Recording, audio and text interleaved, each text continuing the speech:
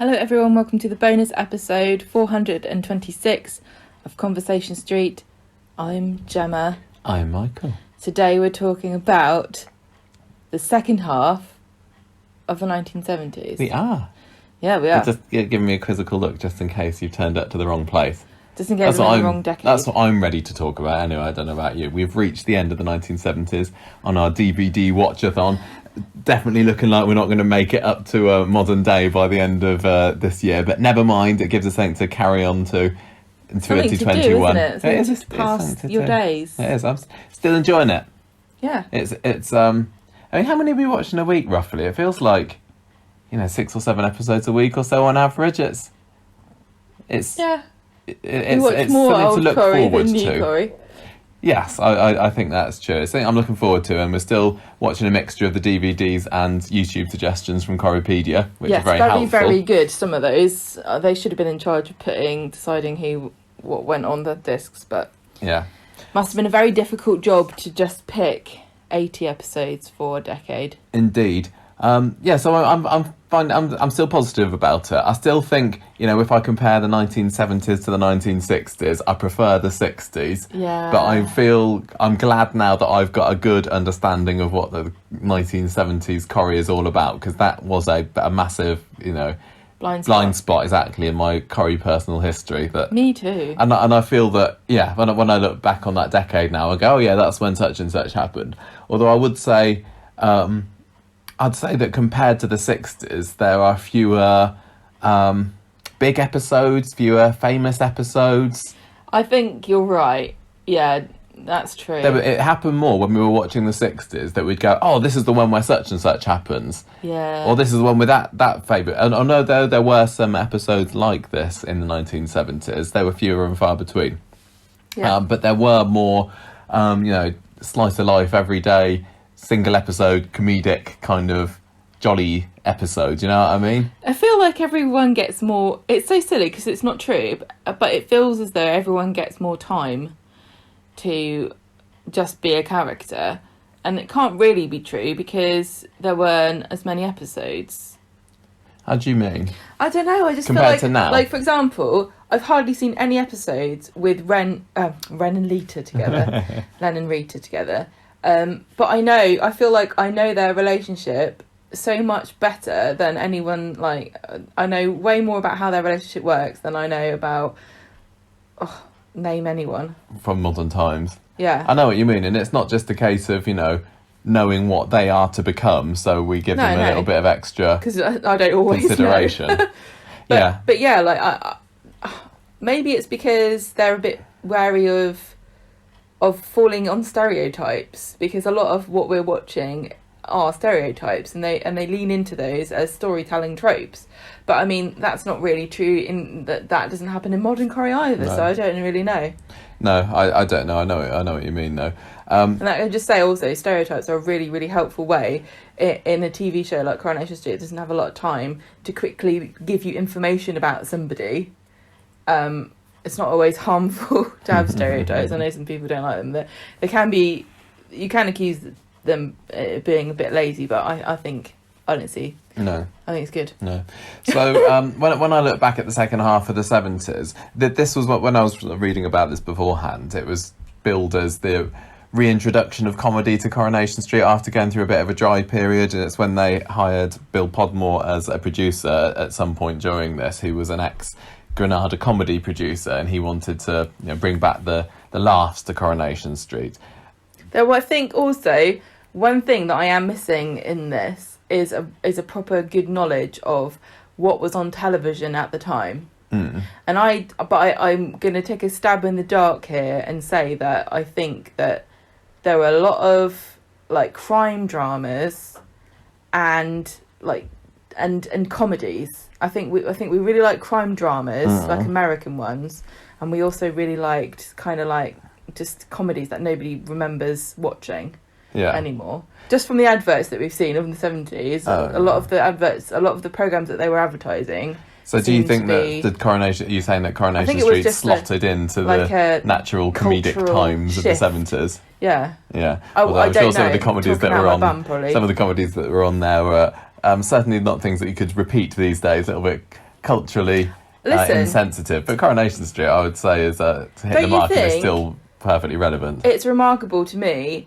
that Coronation Street has had so few scandalous episodes that you look back on now and you would think, oh, you could not Couldn't show do that now. Yeah. Because everyone is portrayed as a product of their time and environment, and there's such a rich diversity of different types of reactions to things that you're never going to be fed something as though this is how it should be. Or like, even when Stan was beating Hilda up, watching it, you're like, this is what people used to think was a good thing. You know, this used to be normal to people. But that for example, that's an example. I mean, that's stopped now, hasn't it? It's not really in the I mean, and it was 70s. only threats of it. We never really 60s. got to see him doing it, but we did see her get a black eye once, didn't we? Yeah, that's true. But that problematic episode, by which I mean behaviour, not episode, is such a small part of the overall show. I mean, we know from TV that there were really problematic attitudes towards women, towards minorities, towards groups of people that weren't, white men.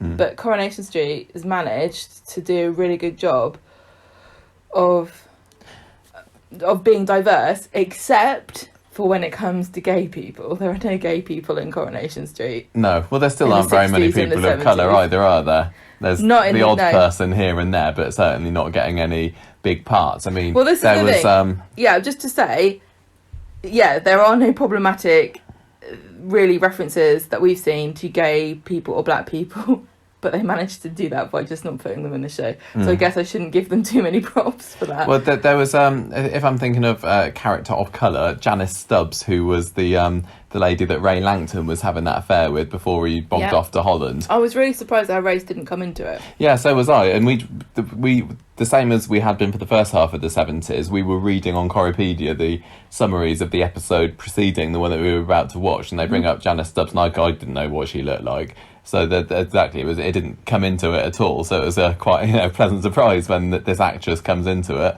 and she was mixed race, and she was also an actress that we recognised from a bit part in Red Dwarf as well. But on the whole, that was certainly an area that Coronation Street was a little bit behind the times on, or maybe they weren't behind the times. I'm not going to say it was. Yeah, can you really say it's progressive if they just didn't include people? I don't know. The other thing is, it is supposed to be a snapshot of working class street in a working class area which was predominantly white. I don't know why I'm making excuses, but I can only imagine that was the reasoning behind it. Yeah, I think you're right. Let's go back to the comedy for a bit then, because I think looking back on this period as a whole, some of the episodes that I remember most fondly were the comedic ones, and I have to say that Stan and Hilda carried the second half of the 70s for me. There were highlights here, there and everywhere from the other characters, but when we got to an episode that was, here's another Ogden caper, you're in for a good time. And the addition of Eddie Yates to the mix, who we'd seen like in one episode maybe in the first half of the 70s, just made it perfection for me. They had so many great episodes together. I love that trio. They were so wonderful. Eddie was somebody who it was a name you'd heard of but hadn't meant anything towards. The only but immediately taste I had of Eddie Yates was when we were at the Corrie Fest all those years ago, and I think they showed a clip or a whole episode when they had to go to the tip. Yeah. I don't even know when that was set. No, I can't remember whether we're past that or whether that's still to come in the now. 80s. But and obviously the actor, Geoffrey Hughes from Keeping Up with Appearances as well. And there was definite similarities between Eddie's character and Onslow in that. But he just made the perfect third person in that relationship, because they had the Ogdens who were just perennial, bad luck. And he basically the plot of any story almost that with them was that Eddie would come to the house and he had acquired something. Look at this I've got, and she go, get that out of here, I don't want that. And then they turn that and Sam into would an go, episode. Oh, Hilda, I think we should give him a chance. And you go, hey, listen here, missus, this is really great. And she go, like bringing chickens. That was hilarious, and that was something I don't even remember ever reading about before. But I loved the episodes. I thought, when was that? 78 maybe, or was it maybe early 79 when they had these chickens in the backyard that Eddie had brought.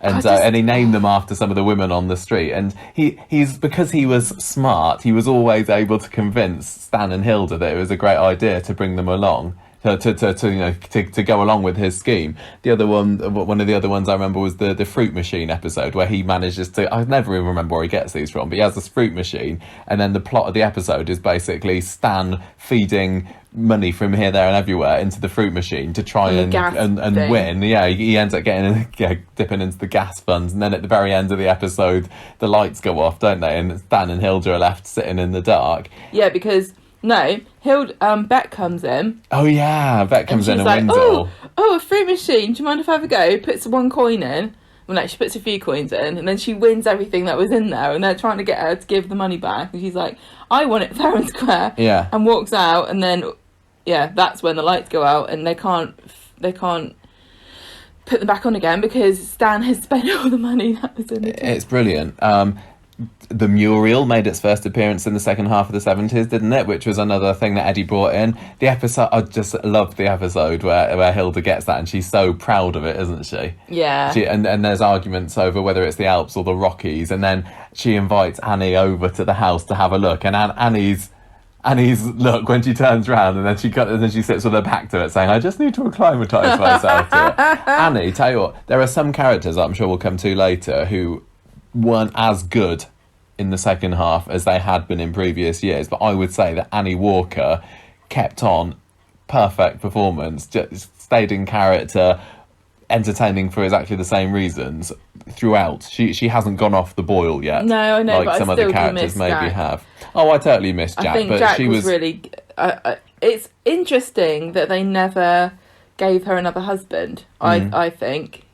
I enjoyed seeing her without, and that there were some of the stories from the early half of the second half of the decade which showed her standing on her own and running the pub and the brewery trying to get rid of her, but her being a total badass and saying no. There was one where didn't she phone up the brewery or something and speak to someone? She spoke to the managing director and she's like, hello, I'm not going anywhere. Yeah, okay, basically. She's awesome. But that was soon after the episode where these really posh yobbos came and robbed her, didn't they? There was almost a whole episode set inside Annie's bedroom. I thought this was quite poignant because this is what happened to her in real life.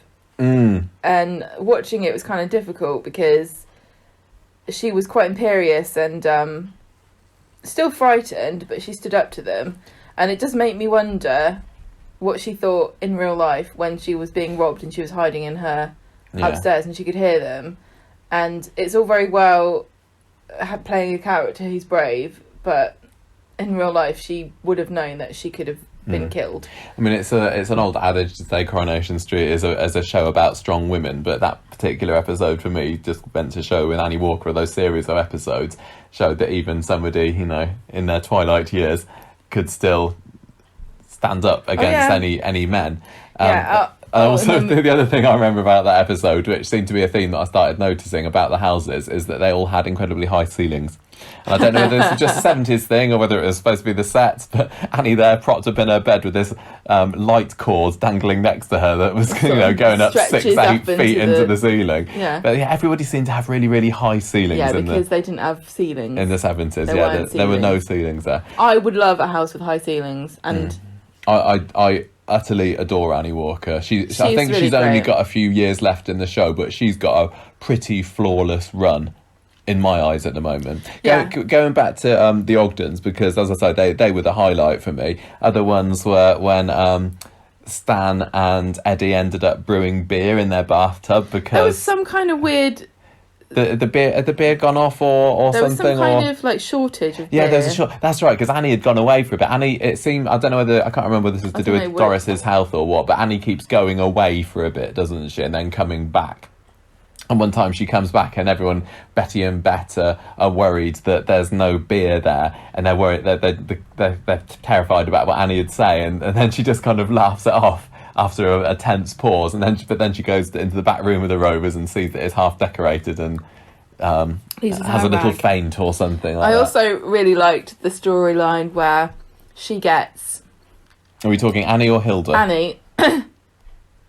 where she gets carpet put in. Yes, because with that the was... initials AW. That was another Eddie he gives thing, her wasn't it? monogrammed, brilliant. personalised carpet, and she gets it put down in her back room, and she brings the lady Victulas or something. Something like that. She's And got she all these has posh this- old yeah. women that come round. All these snobby ladies come round, and just before they're due to arrive, she realises that what she actually has is an offcut of a bingo hall carpet. Yeah, something or other, Weatherfield. Alhambra, Yeah, that's Weatherfield, right. and that was one of the quiz questions I asked you earlier in the year. You know the answer now, wouldn't you? So, yeah, so she freaks out, doesn't she? Yeah. But she just hopes they don't notice. Yeah. And then Eddie tries to convince her that it's the bingo hall that has the offcut of her carpet, not Eddie the other way is around. so 'Cause smart. He's the one. Yeah, he has got animal cunning. He's wily. I'm trying to think of other characters that are like him, because he's a comic relief, but because He's a he's bit like smart, he's Graham. always got an answer for something. He is quite like Graham. I don't think there's anyone like him who's like a cheeky, fun, ducker diver comedy. Is there anybody like that in Corrie now? I don't know. Just so like a utterly lovable, and he's Chancellor. he's a massive criminal, isn't he? He But is, he's he really is. so likeable about you it. can't be mad at him. No, I challenge anybody to dislike Eddie Yates. But yeah, that other one where they brew beer in the bath and like chucking cornflakes into it for whatever reason was Because hilarious. they had a recipe, didn't they? Yeah, because they go round to the corner As you shop, say, don't they they? go And they to the ask, corner is it shop, Rosrini there? And they've got Want this 20 shopping list of pounds stuff of sugar. that they It's just want. like, what? It's just, little capers like that. You know you're in for a good time, and it's just for 1 or 2 episodes maybe. That stint, and then it's over, and it's all about characters and Bill Podmore wanting to put more comedy in. This was the perfect set of characters to do it with. Hilda's seance I was as going to well. say, if you're going to talk about Big episode. Hilda and Amazing. Stan, I would say that and the honeymoon. The honeymoon. Oh, we got it. Yeah, Hang on, let's get to that. The seance was amazing. I'd seen clips of it before because she showed me, because we did it for a Halloween episode.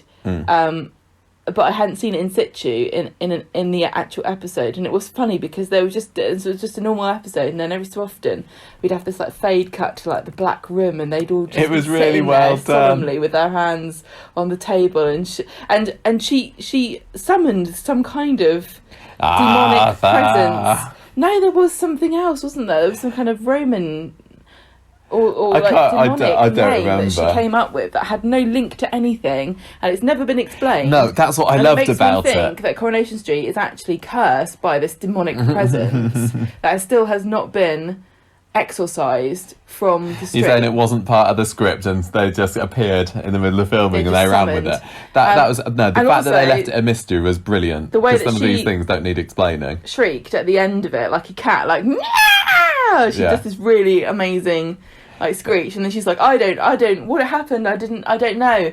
And I think Even it's there's a bit Bet's when there. Bet's there, Susie Birchall, Gail and Elsie. are there. And I think Elsie and Bet, like, they don't really know whether to believe it or not, do they? No, And but there's also bits of comedy in there when they're first going quiet, and then there's clonk clonk clonking, and then Yeah, it's like just a Stan going to Kazi, Yeah. and then they have to sit and wait, and then there's a toilet flash.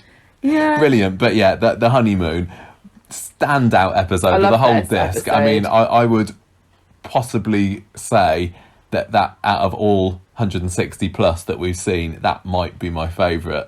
I think so too. And I know it's a bit of a cliche to say it, and I was willing for it to. I was ready to think, it's all right. Everyone says this is one of the best episodes, but I'm sure it'll be fine. It can't be all that. But I just adored it.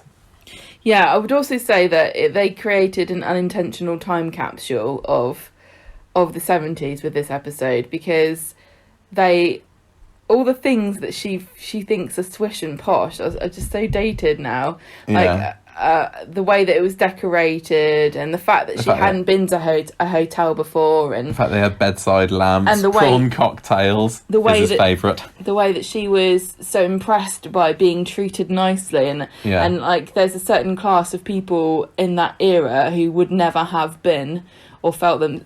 I've never had been waited on or treated it nicely felt like anywhere. they'd earned it, because we'd seen Yeah, they 15 years of the Ogdens getting the short end of the stick, and then to have Hilda being so impressed, but Being on the treated like on a the flip queen. side, there's Stan, who's just like, I just want to watch the football He or whatever literally on just the wanted to drink TV. beer and watch the football, but they.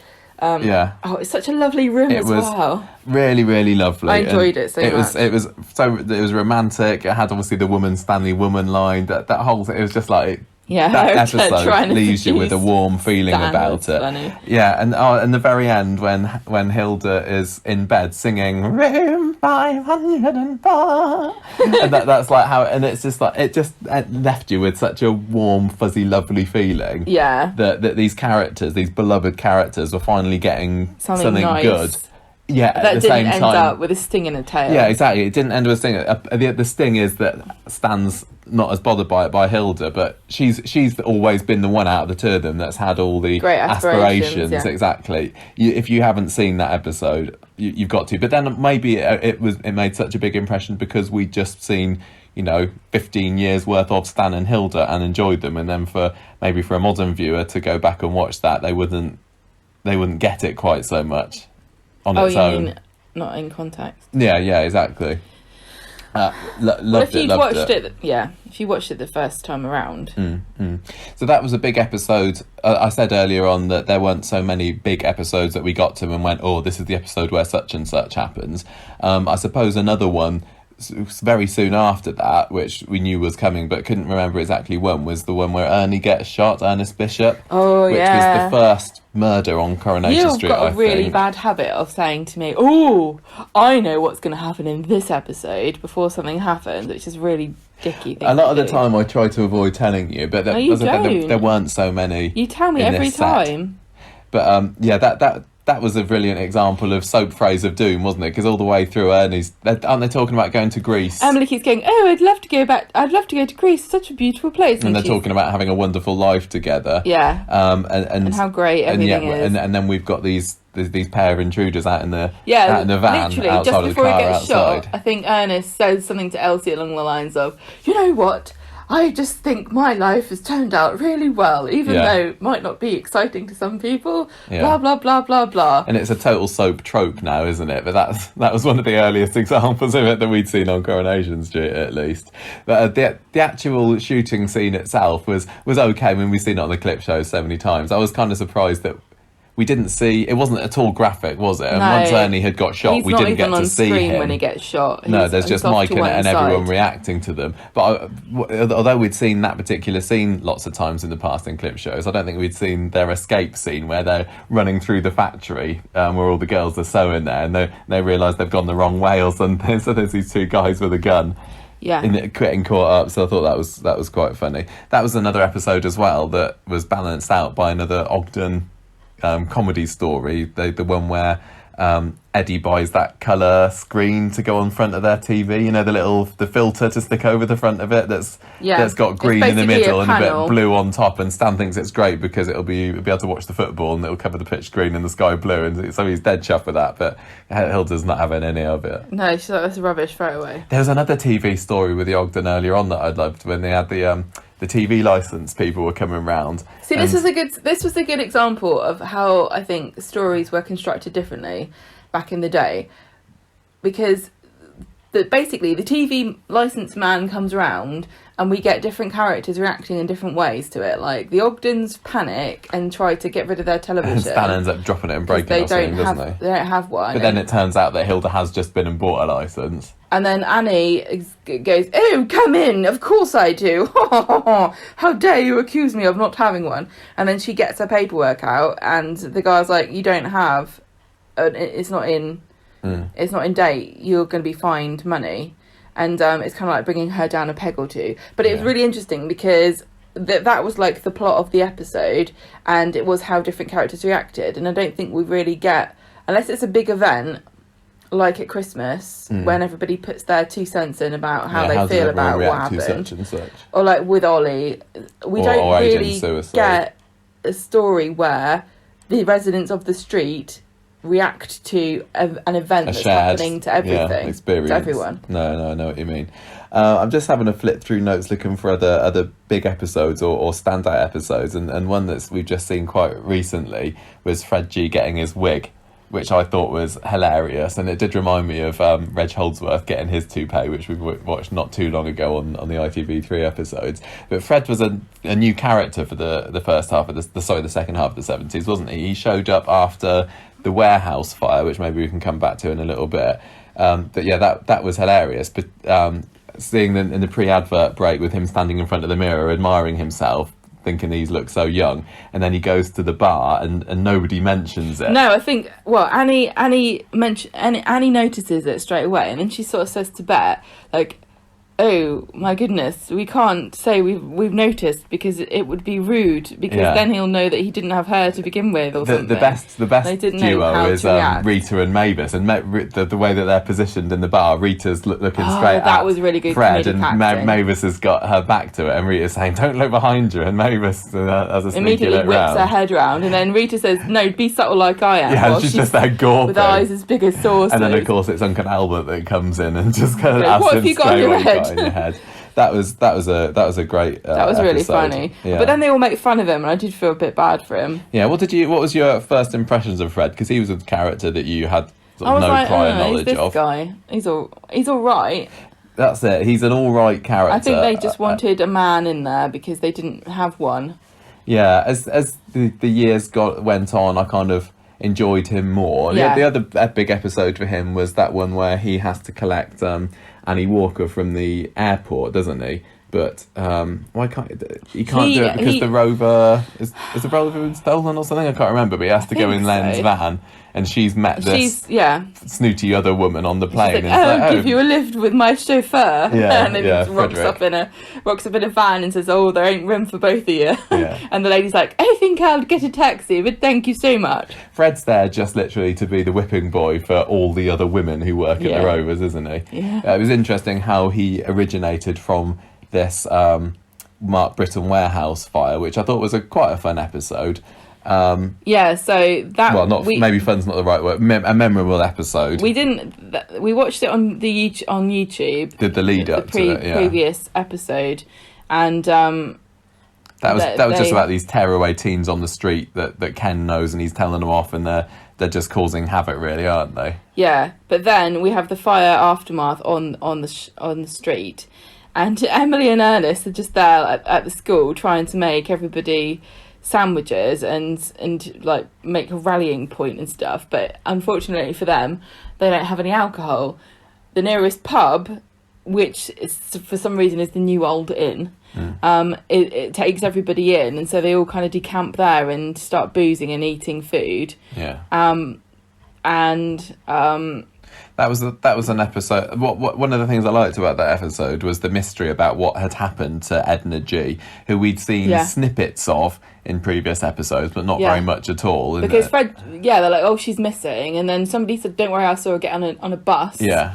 And then they're like, okay, she must be fine then. And then but it turns out gradually we find out that she was one of the people who died, and Fred G is the husband. It reminded me a little bit of Ida Barlow's death episode, kind of, in that there was a little bit of mystery. They didn't spell it out straight away. That was also maybe the first proper appearance that we saw of Ivy. I think she'd been on screen a bit before.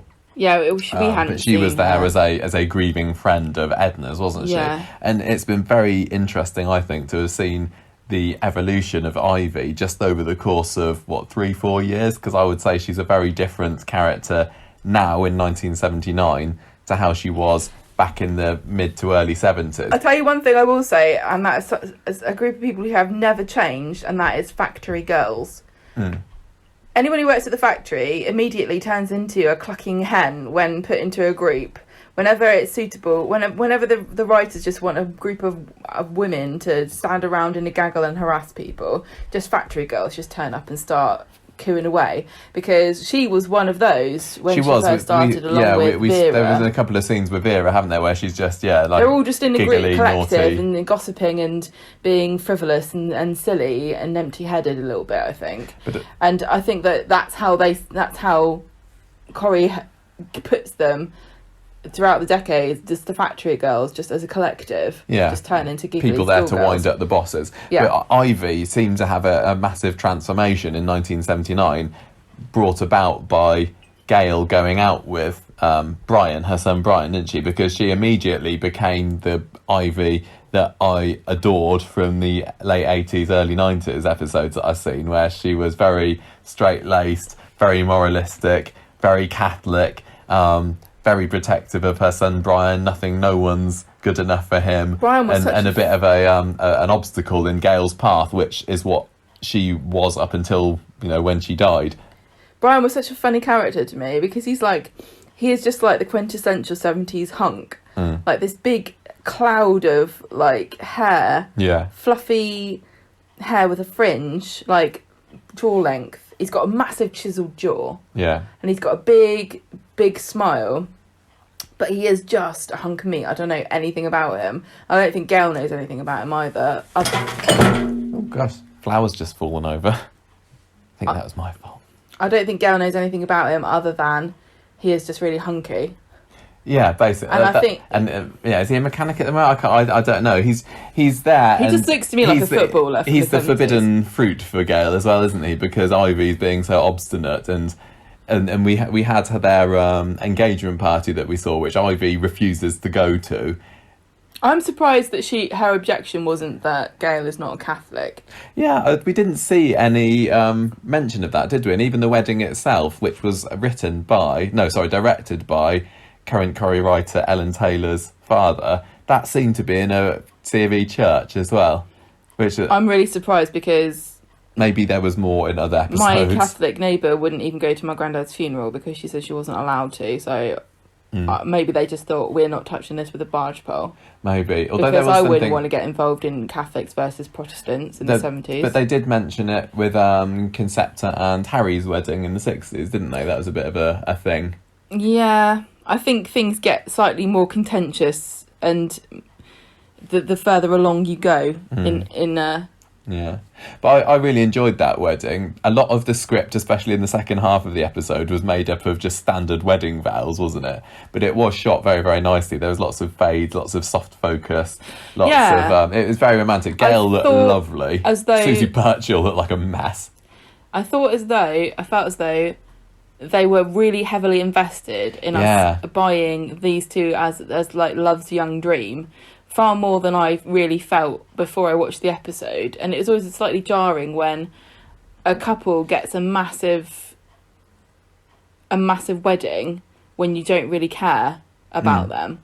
And I mean, they had been together for a year up at this point, so I guess, and we'd only seen a small snippet of that, so I guess the viewers at the time were a bit more invested in it, but it did seem quite quick. Well, I also think that Gail was a bit of a dolly bird, a bit of a, she was the Totty, wasn't she? She was the young girl Totty. Same with Deirdre, and for both of those, I would say that in over the course of the second half of the 70s, their characters matured a lot more, and they became more than just that. But also, Brian was the male equivalent, and so I think they just went, look at these two hot young people, let's get them together. By the end of the 70s, there were barely any young there were no single young characters left on the street after the wedding. No, because I can't remember what you read on Corrie now, because there was Susie Birchall and Steve Fisher left, wasn't there? But I think they both buggered off, and we weren't particularly sad about that. That was the last time we saw Steve Fisher, was at their wedding. Yeah, neither of those characters made any impression on us at all. Not particularly. Speaking of quick weddings, Deirdre and Ray early on in the 70s, because we saw a bit of a blossoming relationship between Deirdre and Billy, didn't we? Billy Walker at first, who's been another character that's been very sporadic in his appearances, and that was all to do Wasn't there a weird behind the scenes thing? The behind the scenes thing with that was that the actor who played Billy and Ken Farrington, was that, or was that who played? Yeah. His contract was running out, and he wanted to leave the show, but Coronation Street had made a mistake or they hadn't realised, and they were invested in him and Deirdre being together. Basically, they were saying, "Oh, you're going to get married," and he's like, "I'm sorry, I've only got 2 weeks left on my contract, and I'm going." Yeah, it was. Yeah, that's it. So then they had to very quickly rewrite it to have her marry Ray, who she'd hung around with a little bit before, but as we were, only watching the odd episode here and there, you had one episode where she was going out with Billy, and the next episode she's getting ready to marry Ray. So that was done in super quick time. To Blanche about how she didn't know who to marry and everything, and it's like, and every single time she picks somebody, she always goes, "Oh, ma'am, I know it in my heart, he's the right one for me." And then 5 minutes later, she's like, "Oh, ma'am, but I really think I like Ray now." And now she's like, "Oh, I don't know whether it's Ken or who's the other one." It's Billy, but it's back to Billy again, isn't it? Yeah, now? And Emily's like, "You should really go out with Kenneth." Yeah, but I would say that at the beginning of this, in 1975 land, she was just a bit of a dolly bird, but she definitely, like I said, she matured as an actress and as a character. I think one of the first times that I was really, really impressed by Deirdre was in the episode where she confronts Ray over his affair with Janice.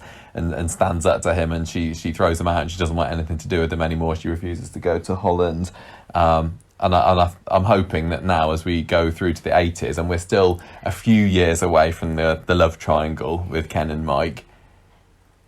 I just thinking at the time she still didn't really impress me until just recently. I found it quite jarring the way that Ray left the show. Because he was like at the beginning of this like bit of episodes we've got here, he was very much Ray and Len, like the men of the street, like we're gonna beat up those yobbos that threatened Mrs. Walker and give them a good hiding, and we like boozing and birds and smoking and standing around and whatever. I don't know if they smoke actually. Everybody smoked in the 70s on Coronation Street. I think it's more notable if you don't smoke than if you do. But then he sort of turned into Deirdre's lousy husband.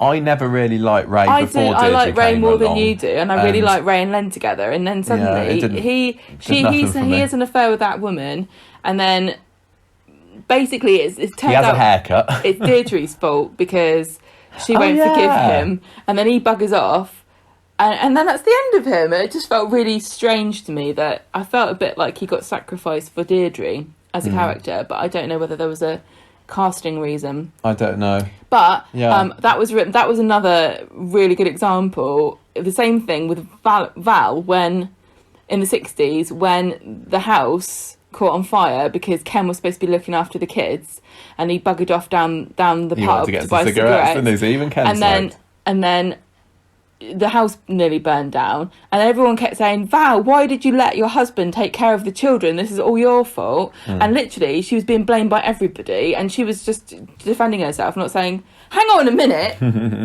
But this was the same thing with this and Deirdre. People kept saying to her, you should take him back in everything, and yeah. But she said no, she couldn't. He basically decided to move to Holland, and she said she was going to go, and then she changed her mind. But at this point she's got Tracy, hasn't she? Yes, Tracy gets born in the beginning of 1977. Yeah. Which was wasn't one of the first births on the street. I know we'd had Peter and Susan beforehand. I have to say I did enjoy these scenes because it gives you a bit of an insight into what it was like to be a mother or have the birthing experience in these eras. So we had Val, who had complications and basically had to sit in bed, and the same thing happened with Deirdre. She was basically tucked up in bed, wasn't she? Yeah. Waiting for her baby to come, because I guess both women had complications. But I think it is notable that was it seemed to be like this is a very medical, like, you have an illness, you're pregnant, you have to be tucked up in bed and taken care of by the nurse. And there was another lady in there. Yeah, there was a morose lady in the bed in next the ward, to her, yeah. And Blanche sort of rocks up, and I just found it fascinating, the different attitudes that we have. Yeah, it was always nice to see Blanche to turn up, but she was definitely more of a bit part as the years went on, wasn't she? Because she ends up going back down to down to Kenilworth with Dave Smith, and that's almost the last we see of her until I don't know even whether she appears in the 80s or not, I can't remember, but it's the 90s when she makes her big comeback. But it was so lovely to see early Blanche. Speaking of Tracy as well, the other big episode, I'm thinking when we got to it, it's like, oh, it's this episode, was the Rovers lorry crash, when the lorry crashed into the Rovers. And the episode that was on the DVD was the one that led up to it. Now, we had on the 60s DVDs a couple of episodes where they would show 2 subsequent episodes. They'd have like one ending with some disaster, like when the tram comes through the viaduct, and then they'd show the follow-up episode. But this on the DVD, they only showed the pre-lorry crash, which was a weird choice, so we had to watch the follow-up on YouTube.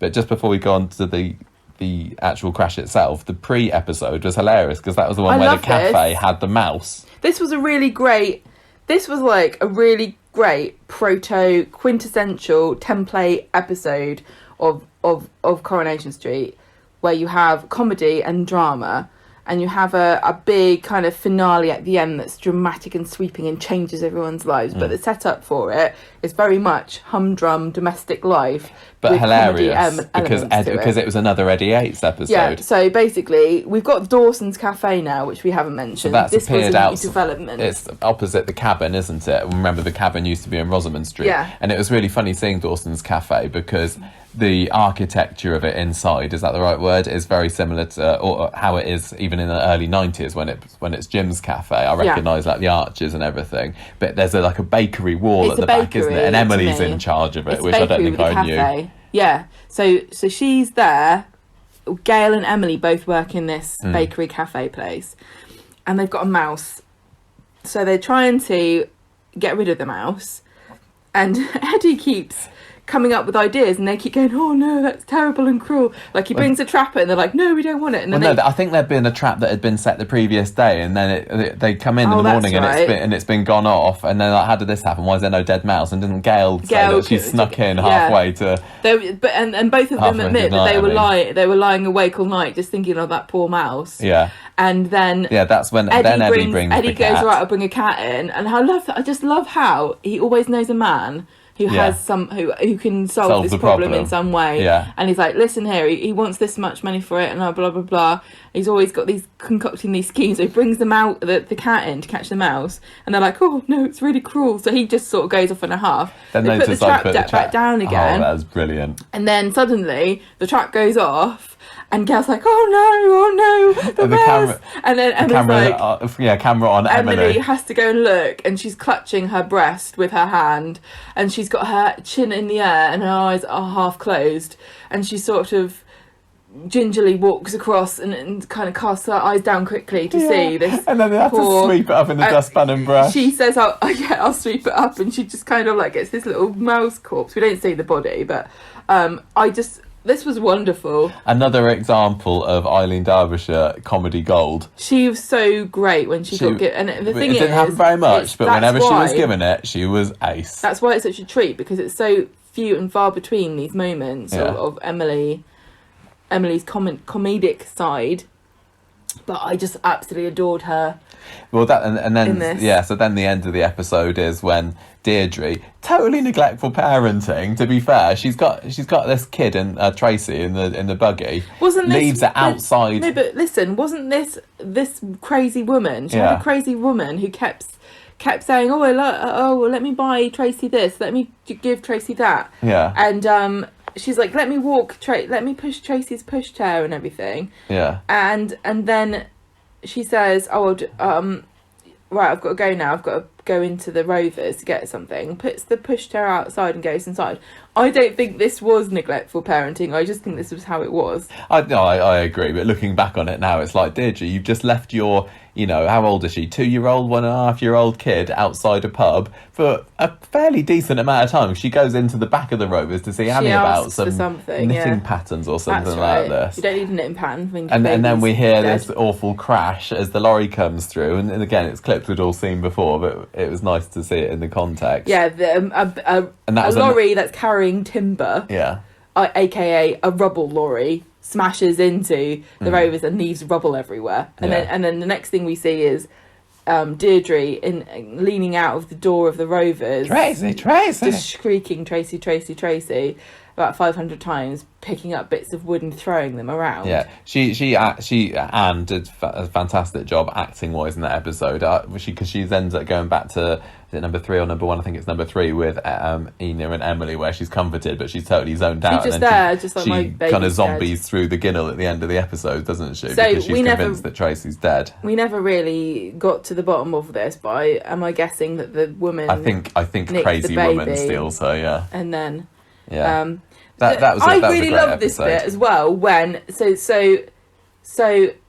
the emergency services turn up and you've got all the firemen in their lovely old uniforms and then one of the leaders got big red rubber gloves on for no apparent reason. Oh yeah. And the policemen are there and the ambulance turns up and it's like a van with a stretcher in the back.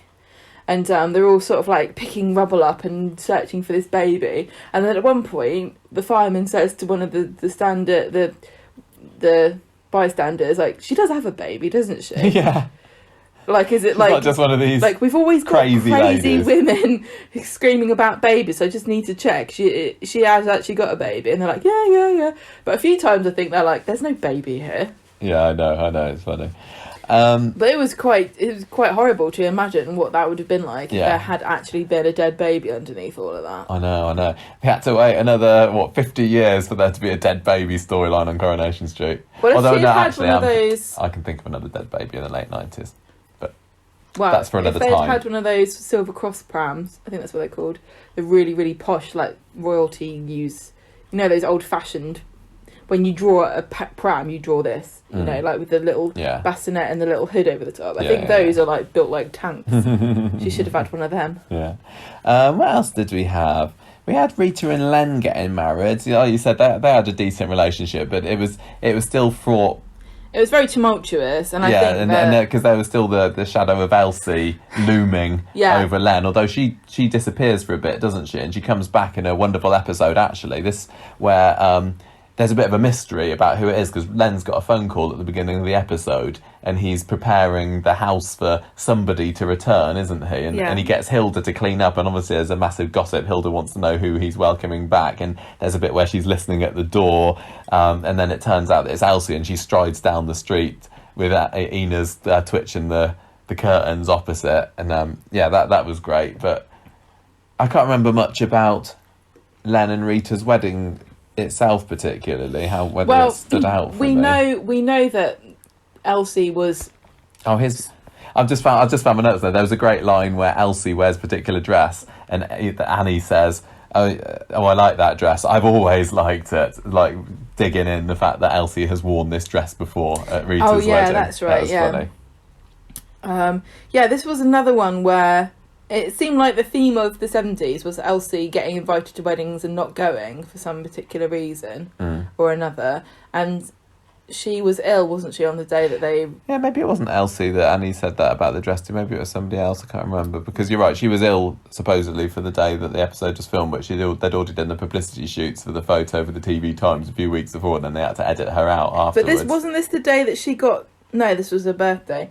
On her birthday was when she got the letter from Alan saying he wanted a divorce, and she was morose all day. But I was going to say, the spectre of Elsie haunted Len and Rita's marriage all the way to the end of 1979, on New Year's Eve, no less, when Rita is still complaining, I loved her for this, to Len that he didn't get her a good present. He bought her a box of chocolates for a Christmas present, and she's moaning and moaning, and she wants a bracelet, and he promises to get her one, and then he doesn't because he was busy working all day, and he says, I'll get it for you later. And she brings Elsie up in this, saying Elsie was saying, oh, where's your... Because I think she lied and told everybody that he had got her a bracelet, but he hadn't yet.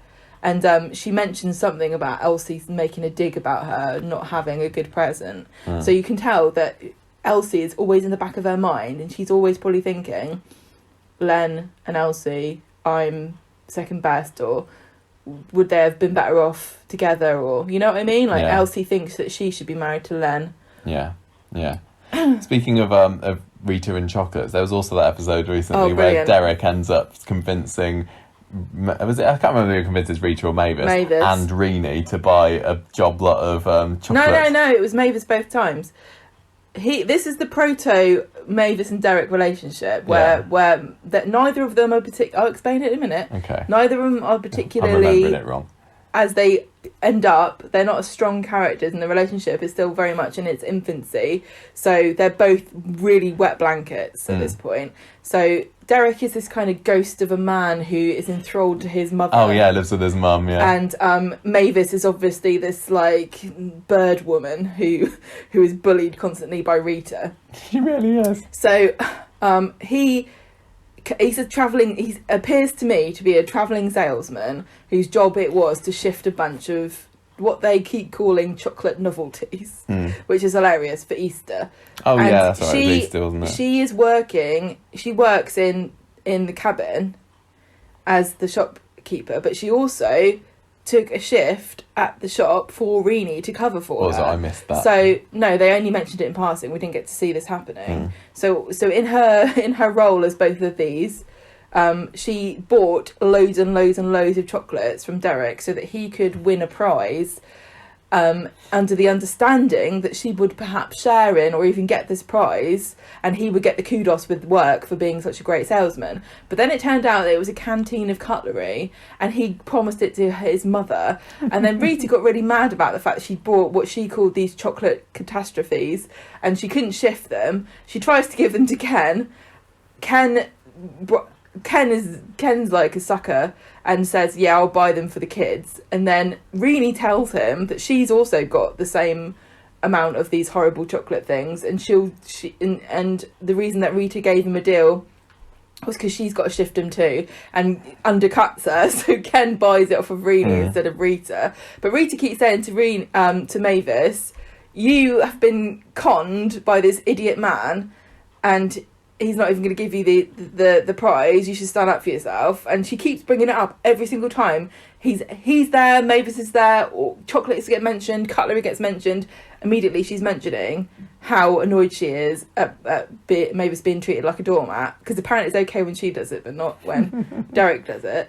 And then Derek then promises to give one of the episodes ends with her sitting there on her sofa and looking through this, going, oh, fish knives, yeah. and then he takes it back and gives it to his mum. Yeah, brilliant. How are you enjoying the Derek and Mavis? Because we were really invested in Mavis and Jerry, weren't we? Which was sadly cut short, 76, 77 or something, when Graham Haberfield died unexpectedly. Was it this half of the 70s? It was at the beginning of this stint of episodes.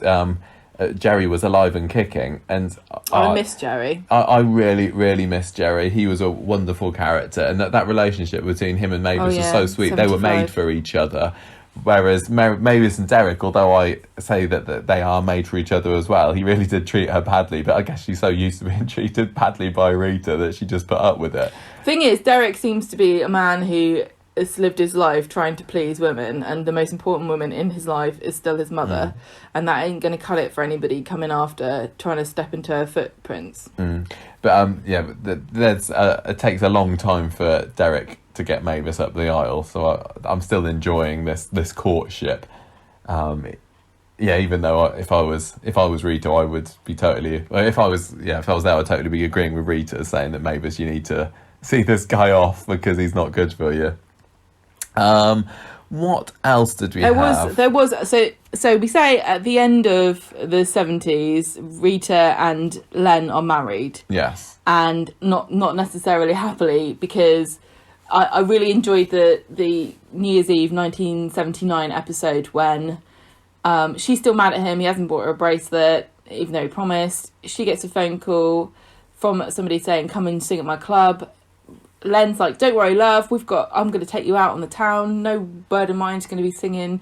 I'm going to show you a good time to make up for it. Then they realise that they don't actually have tickets for this place, and Len didn't realise that you needed them. So they end up at the Rovers, and Rita's there in like a fur coat and like a gorgeous frou-frou dress with a lovely halter neck thing. And she's standing there looking like an idiot, all dressed up to the nines, with her stupid husband.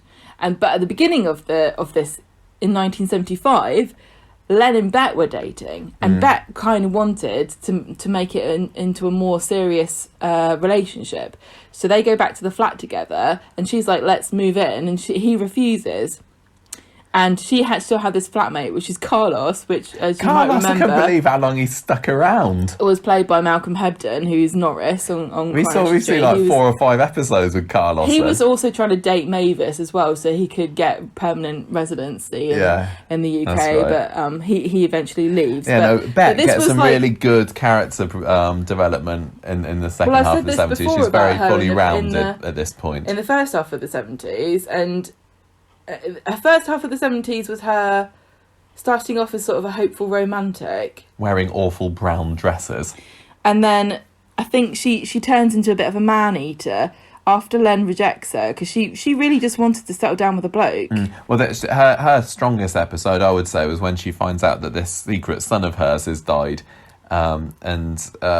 she has this long speech about how nobody really knows who the real Bet is, and Eddie ends up stopping her from overdosing, doesn't he? Because he's holding a bit of a torch for Bet. Yeah, that's right. And she finds out from this guy Well, one of the that was first- a friend of her son that he's died, and he was played by Alan Igburn, who goes on to play the very first Tony Stewart. Yes. Fact fans. Yeah. So she gets very morose, and she feels sad, and I think, isn't there a scene where all the ladies get together and say that they're going to try to get men? At the end of 1975, they say it's New Year, we're going to have a leap year, so we can propose to men. So they all get together in the back of the Rovers, and this is a concept to now Reagan, used to be Riley, used to be Hewitt. Gets together in the back room of the Rovers. Anyone who's not a single woman gets kicked out, basically, and they band together, and they're like, right, I'm going after him, you can't go after him. They kind of divvy the men out. That was fun. That was really quite funny. Yeah. So she's kind of like, she turns into a romantic then, but I think by the end of the 70s, it just nothing's panned out for her. She's very bitter. She is starting now at the end of 1979 to look very much to me like Bet did when I have seen her in clips. I agree. Now I've seen some very famous bits of clips of her where I don't feel like she's exactly she's more bitter, but she's more powerful. Whereas at the end of the 70s, she's just a barmaid who can't get a man. Yeah. And she's getting older, and she thinks she's losing her looks. Yeah. And she's starting to become a bit more. Well, she's always been incredibly bombastic in her appearances, but she really does have a character arc, and I think that she's got one of the most interesting ones. And I don't know whether it's just because I know she turns into an iconic character, but I do think she's on her way by the end of the 70s. There are some characters who are interested because they're set in stone and fixed. And Annie Walker's one of those people. No matter what happens to her, she's always Annie Walker. And so is Hilda. But I think that Bet is malleable according to the circumstances she goes through. And if I was going to liken her to another character who has an arc, I would say Carla Connor in current Corrie has had an arc, not necessarily one that I've enjoyed to watch, because I feel as though, you know, she's gone down in status because of her trials and tribulations.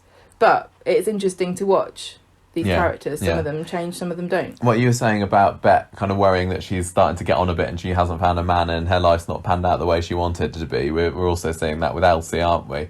And she's one of the characters that I feel has gone off the boil, and she went away for a bit, and since she's come back, I've not quite enjoyed her in quite the same way. I just don't think she's had any stories. She just seems to be entertaining Gail and Susie in her house, and she's become like the elderly spinster aunt who kind of smiles benevolent.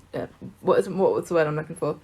Benevolently at their antics and sort of counsels them with a fag in her mouth. She's shouting at people in the factory because she goes on to get the supervisor's job there. She's just not as fun anymore. I just don't think we've seen very many good episodes with Elsie in them. Yeah. But she feels like there's no Linda or Dennis around anymore. She feels like a secondary character, not a main character. Yeah, it's a real shame what's happened to her. And the same with Ina Sharples. I adored Ina Sharples at the beginning, but and almost every scene with Ina Sharples you knew was going to be a classic, and now she's I know that Vi Carson was getting on a bit, but she's not the same. To me, she's just an old woman. I have to say that there were 3 characters who I feel had 3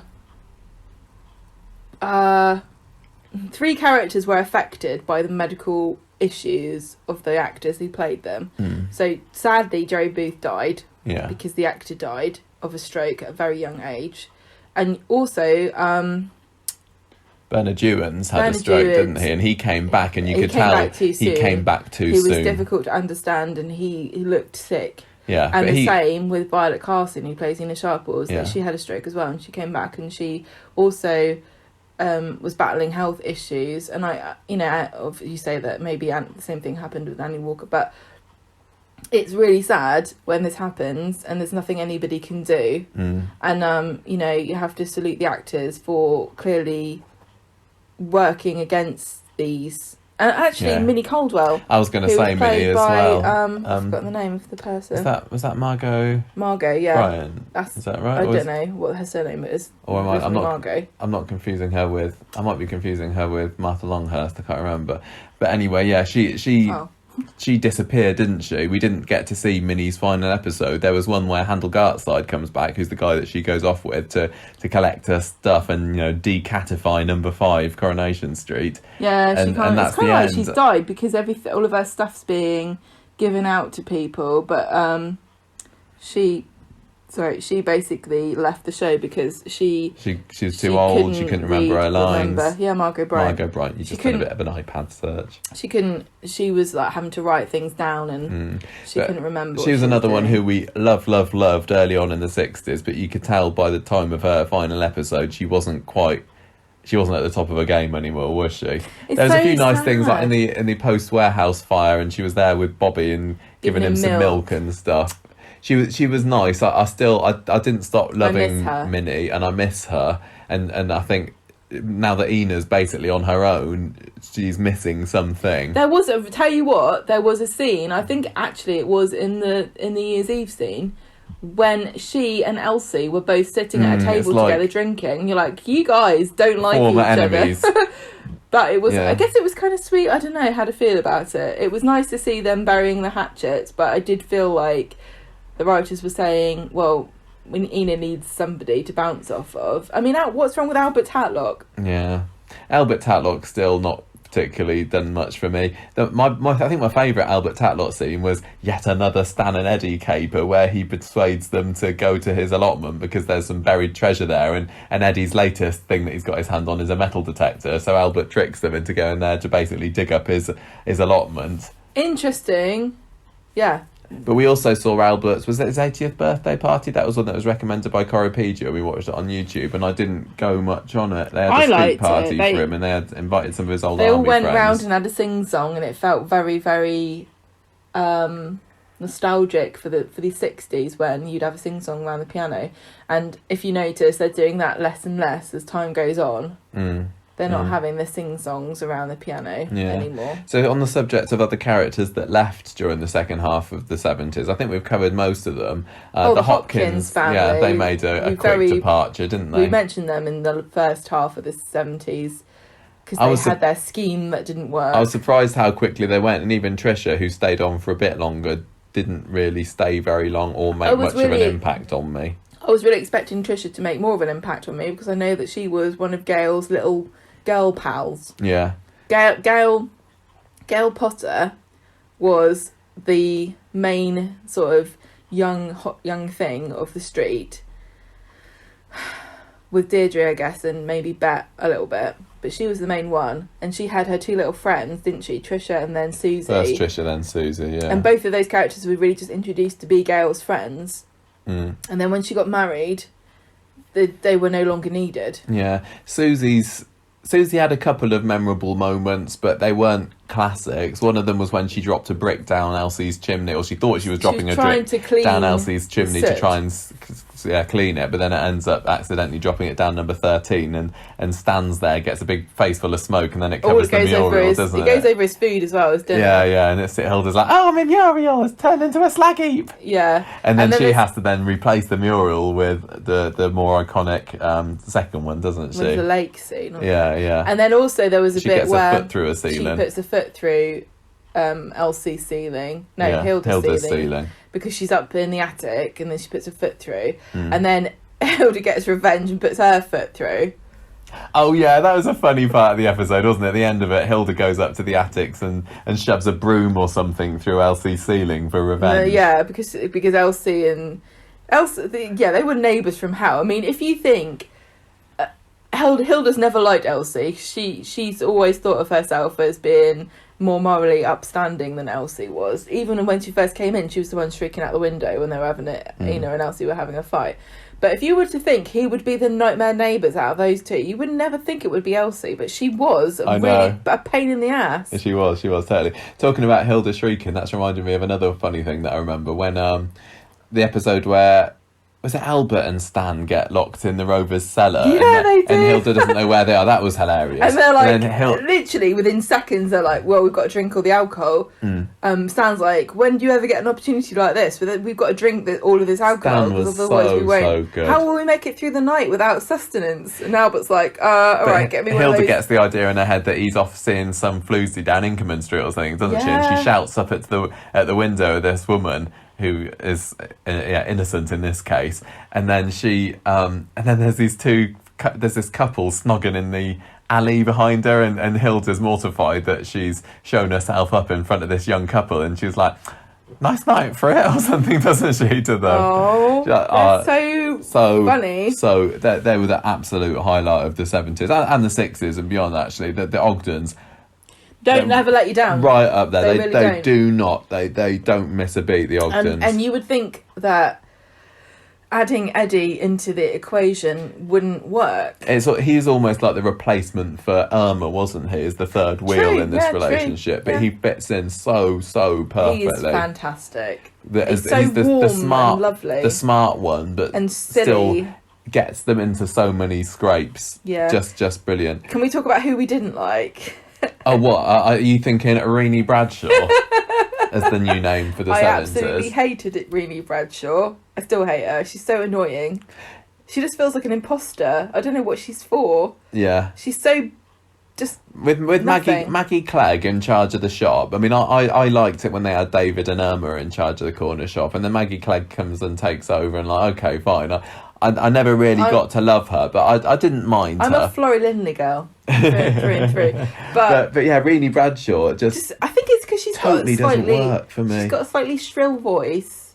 She looks a bit too close to Deirdre. She feels like a Deirdre imposter.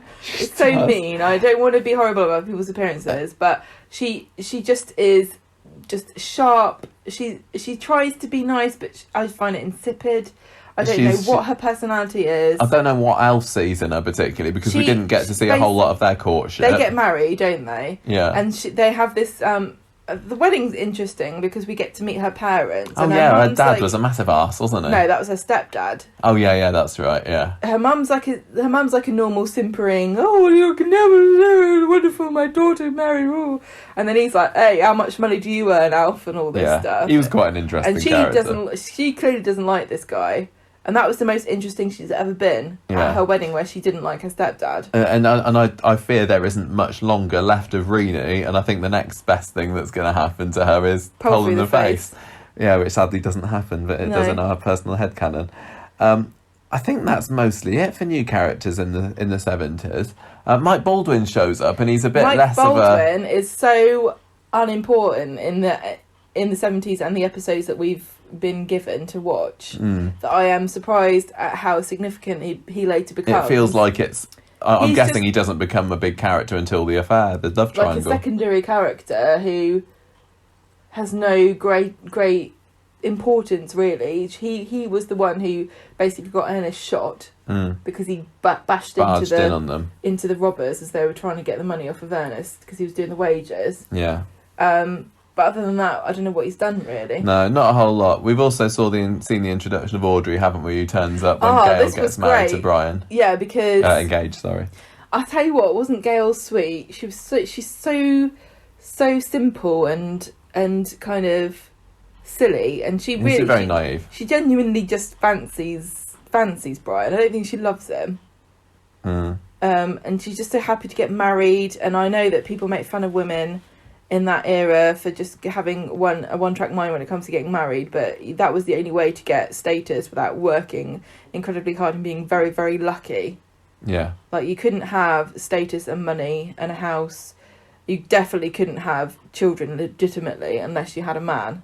And I think that people forget that women didn't have power at all. And the women who did have power were, like I said, lucky and clever, and not everybody is. Yeah. So she was just really, really thrilled to get married to this hunky guy. And then and she hated Audrey. Now this was a bit of a revelation for me, because I've seen the Platt family very dysfunctional but also quite loving, and the recent scene on Gail's birthday when her and Audrey were getting on really well with each other, and they sort of talked about how much they loved each other, and that scene was really sweet, but it gives you even extra meaning when you go back and watch the introduction of Audrey, who turns up on the wedding day, and Gail basically hates her because she's a flighty sort of man-eater, isn't she? Yeah, who's had nothing to do with it. Gail, doesn't Susie persuade Gail to write to her mum to at least tell her that she's got engaged, because she's clearly been a very hands-off parent for most of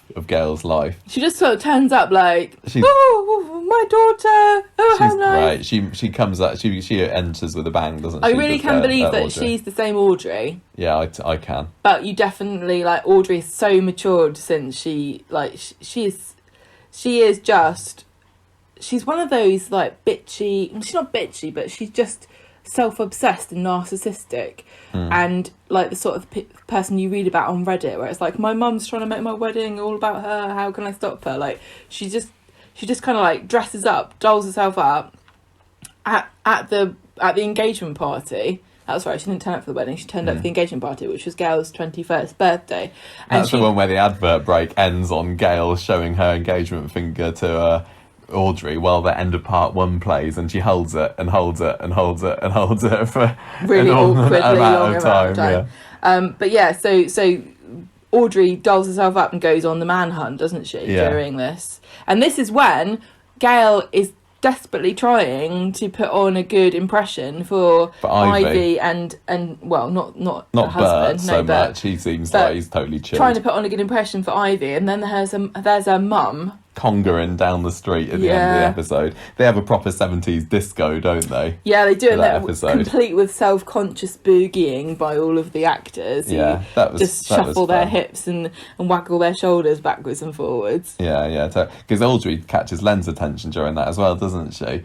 So Rita makes a bit of an enemy from afar of Audrey. Yeah, see, Rita's so insecure in this marriage. Yeah, not surprisingly, because Len does have a bit of a wandering eye. Well, yeah, he's a bit of a womanizer, isn't he? Yeah, it's no surprise that their sort of marriage went the way it went, those two, but they had real electric chemistry, those two. I've loved them. What, Len and Rita? Len and Rita, yeah. I like the way that Rita knows her worth.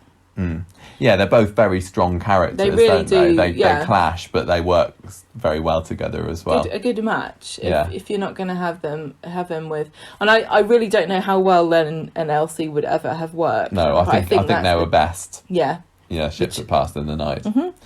So I think that's about it for the second half of the 70s, and we're about to enter the 80s, which I know is a real golden era for Coronation Street, although some people would say the 70s were as well. But when I look back on the 70s, I think I'm going to look at it as a bridge between the very antiquated, twee, historical almost, early black and white days of Coronation Street, and the start of something big happening in the 80s with lots of classic characters, bigger storylines, a bit more bombastic. I know it takes another turn in 97 when Brian Park becomes producer. Well, don't forget also that the 80s was the era of competition for Coronation Street. Yeah, because there's many EastEnders and that turns up, doesn't and it? also when more channels come around and...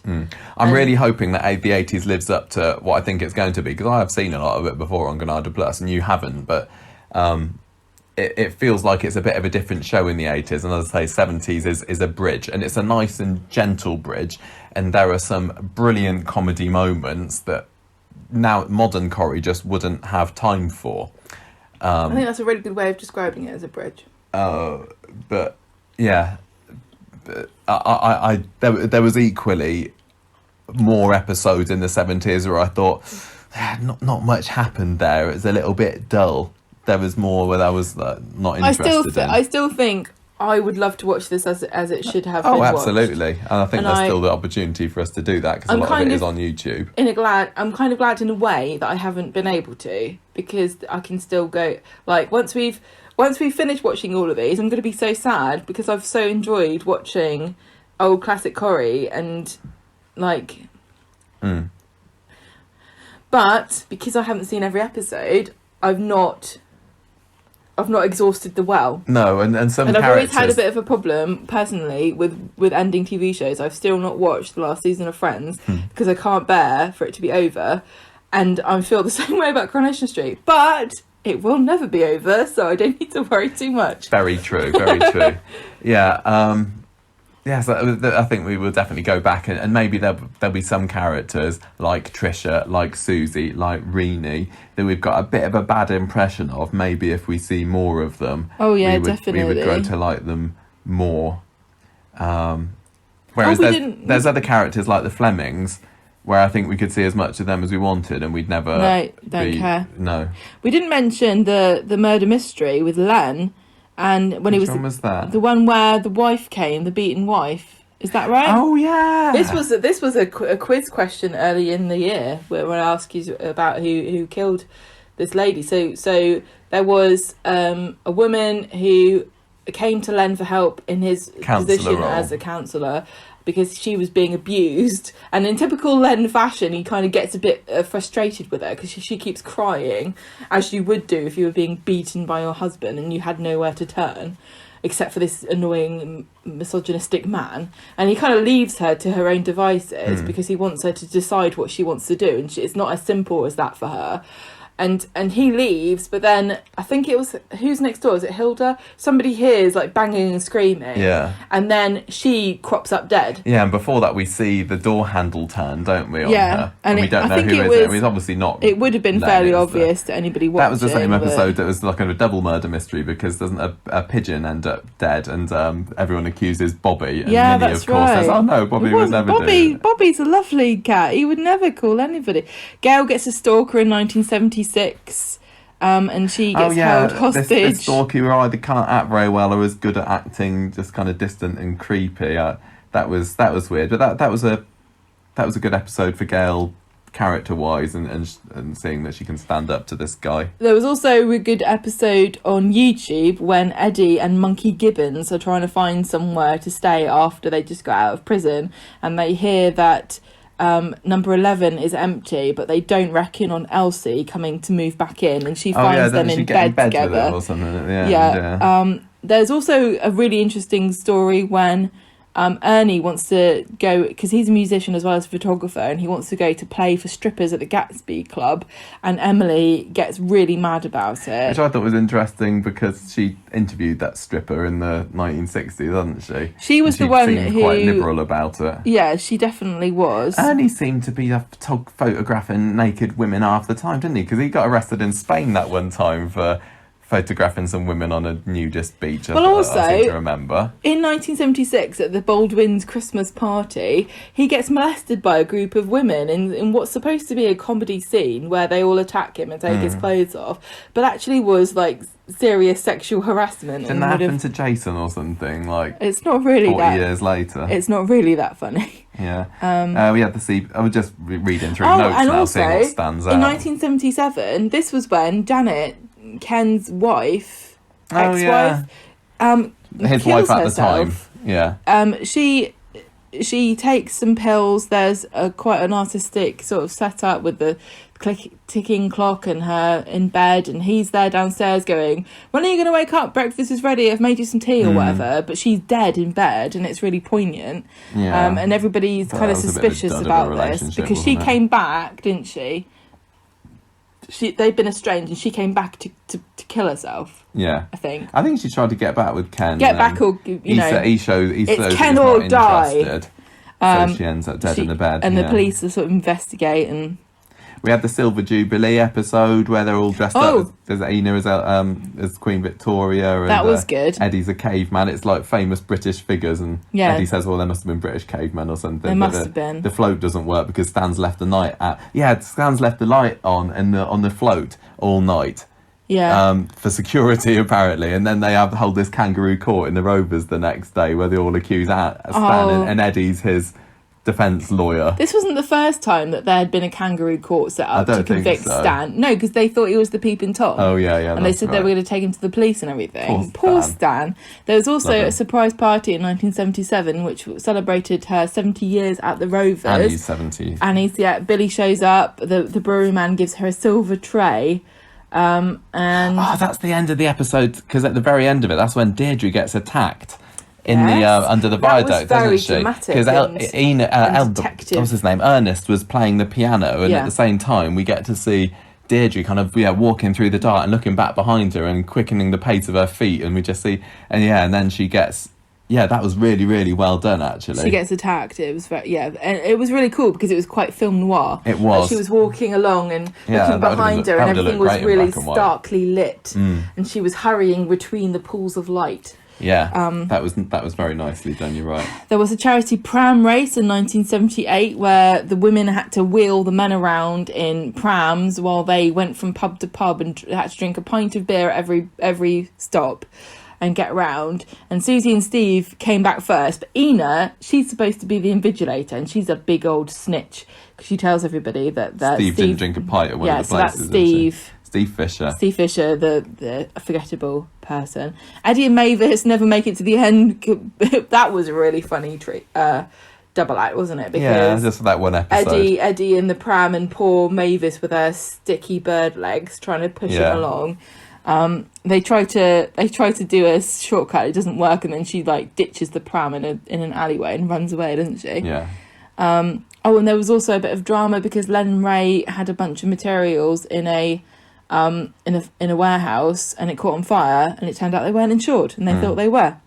There was also a funny scene when Annie has a bad back, and she has a masseuse called Mr. Garfield, who she thinks is a doctor because he says he works at a hospital, but he is actually just a hospital porter. That was funny. That was quite funny. And in 1979, this is when Eddie sells Hilda's painting to Annie, and she's that was funny. He shows it off, and he's Hilda's done some weird impressionistic painting of something, and Annie's like, I think this is a very important piece, and she's like gives and he says, I've got to sell it to somebody else, and she says, I'll give you the money, doesn't matter where it's like she ends up paying about 100 quid in today's money for this painting. And that was the same episode when Ken is trying to teach somebody how to read, and her husband thinks that they're having an affair and comes in and beats him up. Yeah, there's a nice scrap in number one. Ken comes out better there. Ken was a bit of a scrapper and a sort of, he was a Renaissance man, wasn't he? Because he could read and he could fight. Yeah.